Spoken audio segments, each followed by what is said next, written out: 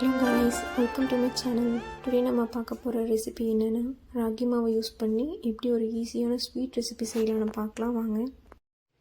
First அதுக்கு ஒரு பாத்திரம் எடுத்து அதில் 1 kg ராகி மாவை நல்லா சலிச்சு கொட்டி வச்சுக்கணும்.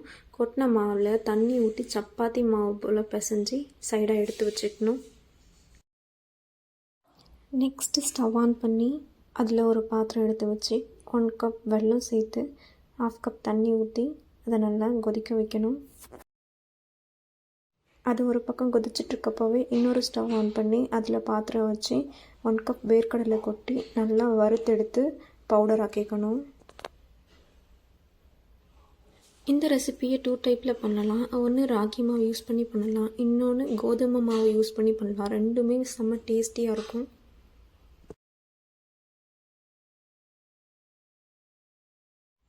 நல்லா வறுத்த வேர்க்கடையில் எடுத்து கொஞ்சம் நேரம் ஆற வச்சுட்டு அதில் தோல் நீக்கிட்டு தான் அரைக்கணும், இல்லைன்னா கொஞ்சம் கசப்பு தன்மை இருக்கும். பாகுக்காக வச்ச வெல்லம் நல்லா கொதிச்சு கரைஞ்சி வந்திருக்கு.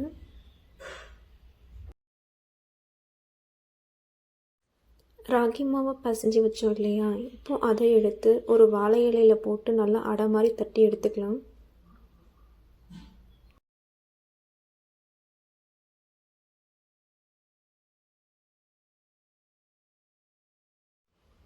வாழை இலையில் போட்டு தட்டும்போது லைட்டாக எண்ணெய் சேர்த்து தட்டணும், இல்லைனா அந்த மாவு வாழை இலையிலே ஒட்டிக்கும்.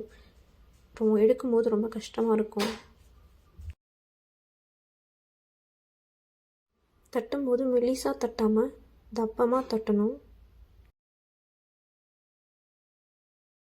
ஸ்டவ் ஆன் பண்ணி அதில் தோசைக்கல் வச்சு தோசைக்கல்லை சூடு ஏறுற வரை வெயிட் பண்ணிவிட்டு சூடு ஏறினதும் அதில் ஒரு 2 டேபிள் ஸ்பூன் ஆஃப் கீ விட்டு அதுக்கப்புறம் நம்ம தட்டி வச்ச மாவை எடுத்து அது மேலே போட்டு நல்லா வேக வச்சு எடுத்துக்கணும். இந்த ரெசிபி யார் வேணாலும் செய்யலாம். ஒரு பேச்சுலர்ஸ் தனியாக ஸ்டே பண்ணிகிட்ருக்கோம் அப்படி இருக்கப்போ ஹெல்த்தியான ஃபுட்ஸ் எல்லாம் சாப்பிட முடியாது. அந்த மாதிரி டைமில் இந்த மாதிரி ரெசிபியெல்லாம் செஞ்சு சாப்பிட்லாம். இந்த ரெசிபி எனக்கு சொல்லி கொடுத்தது என்னோடய பாட்டி தான். அவங்க இருக்கப்போ அடிக்கடி செஞ்சு கொடுப்பாங்க. பயங்கர டேஸ்டியாக இருக்கும். சாப்பிட்ட இன்னொரு டைம் சாப்பிடணும் அப்படின்னு தோணும்.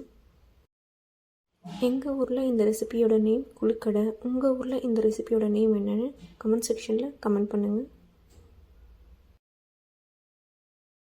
நாம் பசைஞ்சு வச்சுருக்க மாவு எல்லாமே இதே போல் அடை செஞ்சு எடுத்து வச்சுக்கணும்.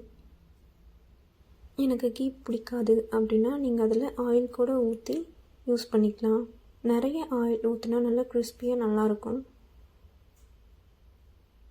ராகி மாவு வேக கொஞ்சம் டைம் எடுக்கும். ஸோ கம்ப்ளீட்டாக வேகிற வரை வெயிட் பண்ணி அதுக்கப்புறம் எடுங்க. குட்டீஸ்க்கு கடையிலேருந்து ஸ்நாக்ஸ் வாங்கி கொடுக்காம இந்த மாதிரி அடிக்கடி வீட்டில் செஞ்சு கொடுங்க, விரும்பி சாப்பிடுவாங்க.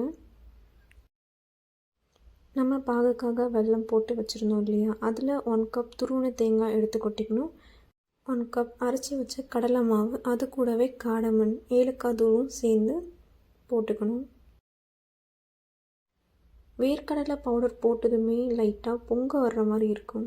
அப்போது ஸ்டவ்வை சிம்மில் வச்சு அதை கலக்கி விட்டுட்டு இருக்கணும், இல்லைனா பொங்க வந்துடும். பயங்கர ஈஸியான ரெசிபி இது. கண்டிப்பாக ட்ரை பண்ணி பாருங்கள், உங்களுக்கு ரொம்பவே பிடிக்கும்.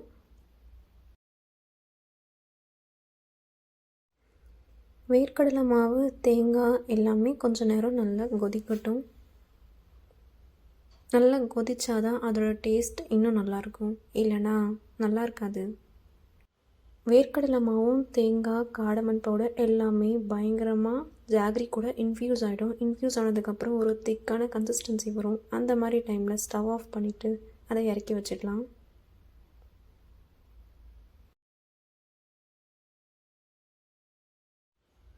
நெக்ஸ்ட் ஒரு பெரிய வாழை இலை எடுத்து அதில் நம்ம சூடாக செஞ்சு வச்சுருக்க ராகி அடையை எடுத்து வச்சுக்கணும். எடுத்து வச்சு அந்த ராகி அடையை குட்டி குட்டி பீஸாக பிச்சு எடுத்து வச்சுக்கணும். அப்போது தான் பாகில் போட்டு ஊற விடும்போது பயங்கர டேஸ்டியாக இருக்கும், நல்லாவும் ஊறும். ஓரளவுக்கு நல்லா குட்டி பீஸாகவே பிச்சு வைங்க, அப்போ தான் பாகில் நல்லா ஊறும். இல்லைன்னா பாகு சரியாக ஊறாமல் சாப்பிட நல்லா இருக்காது.